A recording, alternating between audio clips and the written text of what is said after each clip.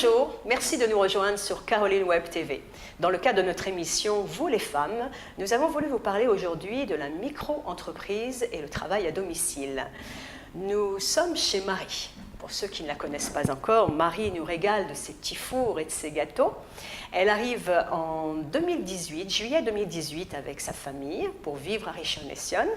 Elle a un CAP pâtisserie et une formation en gastronomie française à l'école Ferrandi et décide donc de commencer à se poser des questions. Elle sait l'engouement pour la pâtisserie française ici, où les gens sont en quête de nouvelles saveurs, de nouveaux goûts. Elle sait ce qu'il faut faire ici et décide de commencer sa fabrication de gâteaux chez elle, à domicile, à Richon-les-Sion. Bonjour Marie. Bonjour Caroline. Merci de nous recevoir. Avec plaisir, bienvenue chez moi. Merci beaucoup. Alors, qu'est-ce que c'est? Qu'est-ce que vous êtes en train de nous préparer de bon? Est-ce des commandes pour Shabbat? Tout à fait. Alors aujourd'hui, je vais préparer essentiellement donc, la production qui est destinée à la vente de gâteaux du vendredi. Donc on va commencer par l'étape du fraisier et la préparation, le dressage du fraisier exactement. D'accord, voilà. Bon, ça nous permet de connaître comment fabriquer un bon fraisier et nous avons tous les ingrédients, nous avons de la... Tout à fait. Nous avons ici donc des génoises. Des génoises. Nous avons ici une crème pâtissière que nous allons monter en crème diplomate, des fraises, du sirop d'imbibiage. D'accord. Et donc je vais vous montrer donc toute l'étape du montage du fraisier, de la préparation de la crème, jusqu'à la finition avec le glaçage dessus. D'accord. Est-ce que c'est une activité que vous faisiez déjà en France ou... Parce que là, vous avez l'air d'être professionnel, de savoir ce que vous faites, donc expliquez-nous un petit peu. Tout à fait. Donc, je suis pâtissière maintenant depuis 5 ans. Donc, j'ai commencé en France tout d'abord avec le cake design. Parce que la clientèle française recherchait essentiellement des gâteaux élaborés, vraiment graphiques, design en pâte à sucre, pour tout ce qui était événementiel, anniversaire, mariage et baptême ou autre. Mais aussi de la pâtisserie française. Mais 90% de mon activité était principalement le cake design. D'accord. Par contre, aujourd'hui, ça a complètement changé parce qu'ici, il y a énormément de cake designers déjà installés, déjà implantés. Et par contre, les pâtissières françaises se font rares, surtout à Richon. Pâtissière française qui fait de la production sans lactose, je pense être la seule pour le moment ici. Donc il y a un bon marché à prendre et une bonne clientèle déjà française à séduire. Après, clientèle française également, les gens du pays sont avides donc de connaître. Des nouveaux goûts, des techniques qu'il n'y a pas ici. Bien sûr, la gastronomie française reste la gastronomie française dans le monde entier. Au-delà de votre expérience professionnelle, il a fallu chercher les ingrédients, les matières premières. Est-ce que vous avez trouvé l'identique ici, dans ce pays? Honnêtement, oui. Alors, j'avais beaucoup d'a priori. Tout le monde me disait que la farine n'était pas pareille, que le beurre n'était pas pareil, que déjà aussi le climat, le taux d'humidité était difficile pour tout ce qui était pâtisserie française et boulangerie. Bon, je ne fais pas du tout de boulangerie, mais je fais tout ce qui est croissanterie, viennoiserie, et donc ça joue quand même aussi au niveau du taux d'humidité. Et au début, donc, je m'étais dit que ça allait être compliqué vraiment de tout trouver à équivalence. Mais honnêtement, aucun problème. Je crois que vous avez fait une belle rencontre d'ailleurs à ce propos, à vos débuts. Tout à fait. Alors comme beaucoup, quand on vient d'arriver dans un pays, on cherche des listes de fournisseurs. Donc on regarde sur internet, on essaye de faire des rencontres, mais c'est vrai que c'est pas facile, on vient d'arriver, on ne parle pas la langue. Donc j'ai commencé à faire des recherches sur internet, j'ai eu beaucoup de mal à trouver une liste de fournisseurs. J'ai dit bon, tant pis, je vais commencer à acheter au détail comme tout le monde dans les supermarchés, je vais commencer à débuter, faire mes recettes, tester avant de pouvoir vendre bien évidemment, et avant de créer ma micro-entreprise. Et un jour, je me suis baladée à la Gad Baochel, à Richon-les-Sion, et j'ai fait la rencontre d'un monsieur qui s'appelle Gilles, J'étais en caisse, comme ça, j'avais un pot de glucose et de fondant, et je l'ai entendu parler français, du coup je me suis retournée forcément, et il est venu me voir et il m'a dit bonjour. Donc je lui ai dit bonjour, il me dit « Vous savez comment utiliser le fondant ?» Je lui ai dit « Oui, vous inquiétez pas, je suis pâtissière de métier. » « Ah bon? Mais combien de temps? Ça fait combien de temps que vous êtes arrivé? Alors je lui dis, ça fait à peine 3 mois que je suis là. Donc il me dit, vous avez débuté votre activité? Je dis, bah non, là je suis en pleine recherche, je suis en pleine analyse des produits et pour créer mes recettes et pour voir si je peux adapter donc les produits locaux par rapport aux produits français que j'utilisais. Et donc il m'a dit, bah, écoutez, moi je suis ancien pâtissier de métier, donc aujourd'hui je travaille ici, mais j'ai mon laboratoire à la maison, donc j'ai ma propre clientèle et j'ai travaillé chez les plus grands, il a travaillé chez Fauchon, il a travaillé avec des chefs très, très renommés en France. Et donc il m'a dit, bah, écoutez, voilà mon numéro de téléphone, appelez-moi ce soir, si vous avez besoin de quoi que ce soit, je suis là pour vous. Magnifique, super rencontre qui vous a permis donc de bien avancer et de gagner du temps. Tout à fait. Donc j'ai appelé ce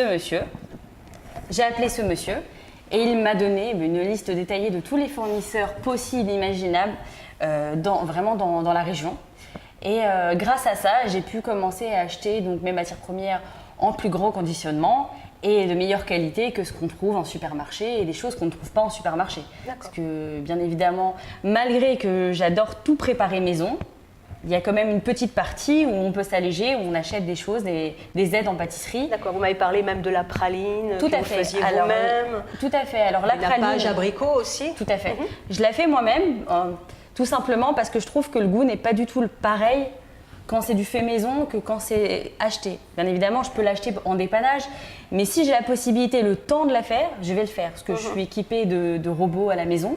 Donc du coup, je sais exactement ce que je vais mettre en termes d'amandes, noisettes, sucre, et au moins je sais qu'il n'y a pas de choses ajoutées. Et puis, parlez-moi de vos Thermomix, parce que je pense que c'est l'outil essentiel. Oui.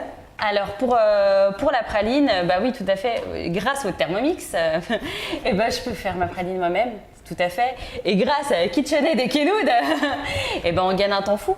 On gagne un temps fou parce que c'est vrai que pâtissier, on fait beaucoup de choses à la main. Mais quand on peut gagner du temps avec des robots, eh ben, ça nous fait économiser beaucoup de temps et le temps, c'est de l'argent. Bien sûr. Et vous avez votre laboratoire ici. Tout à fait. Parce que vous fabriquez tout ici. Tout à fait. Parlez-moi, Marie, de votre box de Shabbat. Tout à fait. Car beaucoup de gens sont intéressés par ça. Alors, toutes les semaines, donc, je propose une box de Shabbat composée de 6 gâteaux. Donc, généralement, il y a toujours un peu de pâte à choux, donc des religieuses ou des éclairs. Il y a toujours 1 ou 2 tartelettes aux fraises, tartelettes citron.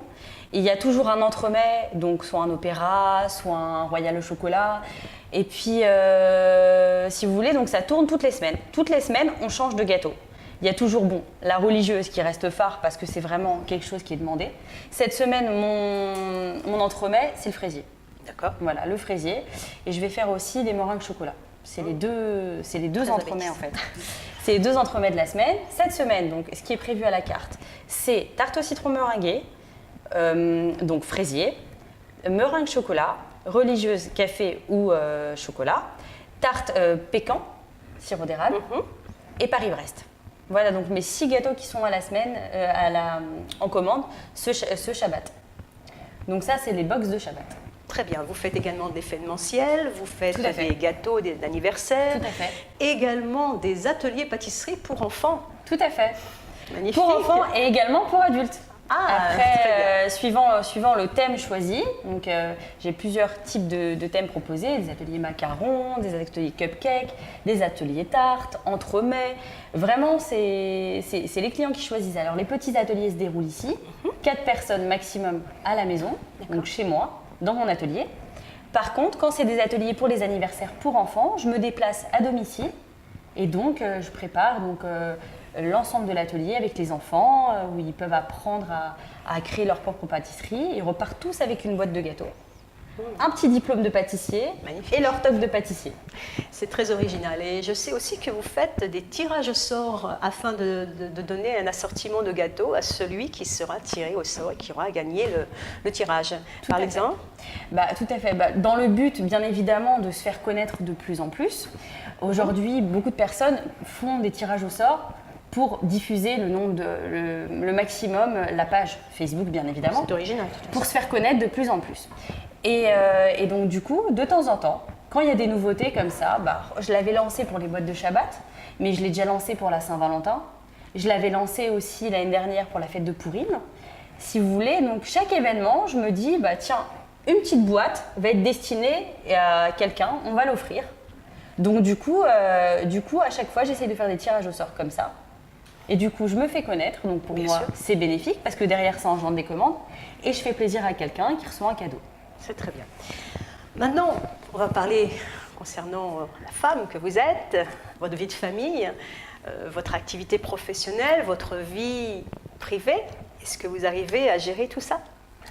Tout à fait. Alors, il ne faut pas oublier que la pâtisserie, c'est un métier très dur parce que c'est un métier de nuit. On se lève très tôt, on se couche des fois très peu ou pas parce qu'il faut que la production soit fraîche. La nuit de jeudi à vendredi, c'est la nuit intense parce que là, vous me voyez monter le fraisier, mais la plupart de ma production, je fais donc le jeudi, je fais essentiellement tout ce qui est pâte, mais tout ce qui est crème et garnissage, je fais le vendredi matin. Donc c'est vrai que c'est un métier dur et avec une vie de famille, c'est compliqué parce que j'ai deux enfants, dont un dernier en bas âge. Et en termes d'organisation, on essaye de travailler en fait quand ils ne sont pas là ou quand ils dorment pour tout simplement pouvoir être avec eux le maximum de temps. Bien sûr, oui, c'est difficile.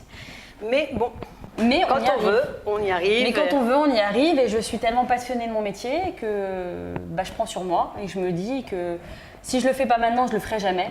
Et j'aime tellement mon métier qu'on rattrape les heures de sommeil et puis c'est un rythme de vie. On l'a choisi, donc il n'y a aucun problème par rapport à ça. Marie, comme beaucoup de gens qui exercent votre métier à domicile, vous avez dû ouvrir une micro-entreprise. Tout à fait. Donc je me suis renseignée des démarches administratives qu'on devait exécuter pour pouvoir ouvrir sa micro-entreprise. Et j'ai pris contact avec un ami à moi qui a lui-même ouvert sa micro-entreprise, qui m'a dit qu'ici, c'était préférable de s'adresser auprès d'un expert comptable. Bien sûr. Donc, il m'a donné le contact de son expert comptable personnel. Donc, j'ai pris contact avec lui et il s'est occupé de toutes les démarches administratives, de la création de la société jusqu'à la gestion, en fait, du bilan annuel. Quels sont vos projets, Marie, pour l'avenir ?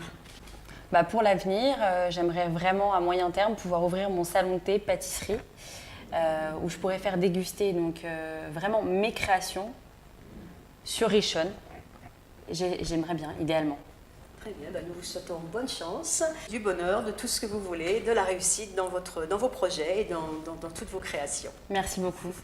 Pour ma part, je vous dis à bientôt dans une prochaine émission Vous les femmes. Vous pouvez retrouver cette émission sur notre page Facebook Caroline Web TV et sur notre site internet carolinewebtv.com. À bientôt. À bientôt. Bon, alors donc je vais préparer les fraisiers pour la production de vendredi.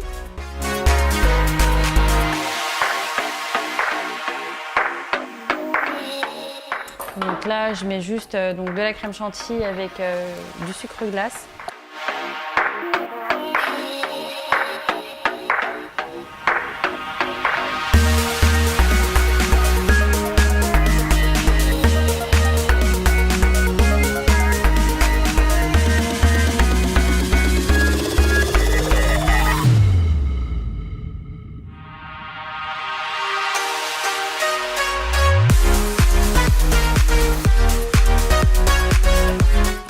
Je vais couper mes fraises. Alors ce qui est important dans le fraisier, c'est vraiment d'essayer de faire des fraises, de les couper régulièrement et de les mettre à même hauteur.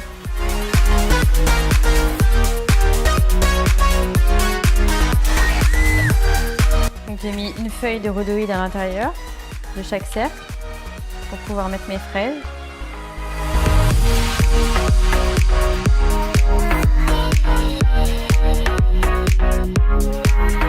Alors le but c'est qu'on ne voit pas le biscuit.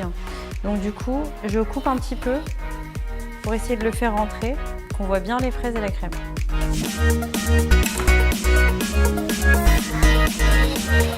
Ça c'est la première étape. Maintenant on va puncher avec du sirop à la vanille.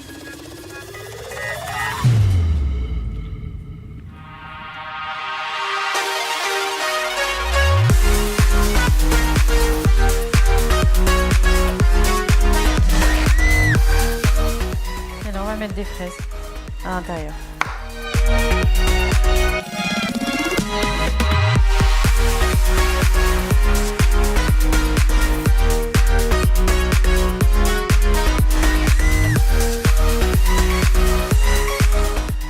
Et maintenant, on met ça 4 heures au frais minimum pour que la crème fiche bien.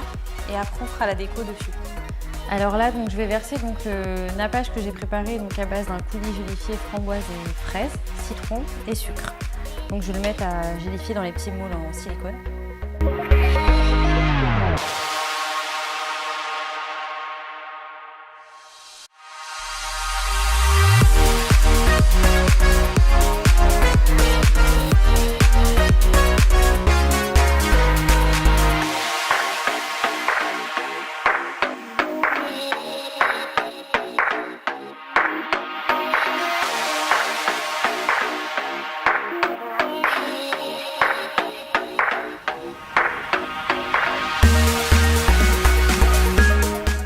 Voilà le produit fini, le petit fraisier individuel.